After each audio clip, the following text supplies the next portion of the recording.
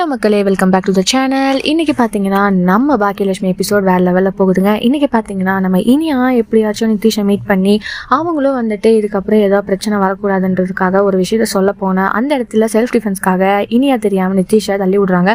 அந்த இடத்துல கொலை செய்யப்பட்டான் நம்ம நிதிஷ் அப்படின்ற மாதிரி சொல்கிறாங்க. இன்றைக்கி பார்த்தீங்கன்னா ஃபுல்லாகவே அதை பற்றி தாங்க. இனியாவுக்கு என்ன தெரியாமல் பதட்டமாக பாக்கியாவுக்கு கால் பண்ணி நடந்த எல்லா விஷயத்தையும் சொல்ல இனியாவும் அந்த இடத்துக்கு போய் நம்ம எல்லா விஷயத்தையும் நம்ம இனி சொல்லிடலாம், இதுக்கப்புறம் எந்த பிரச்சனையும் வேண்டான்ற மாதிரி சொன்னாலும் நம்ம பாக்கியா நீ அங்கேயே இரு, நான் வந்து உன்னை பிக்கப் பண்ணிக்கிறேன்னு கூட்டிட்டு போயிடறாங்க.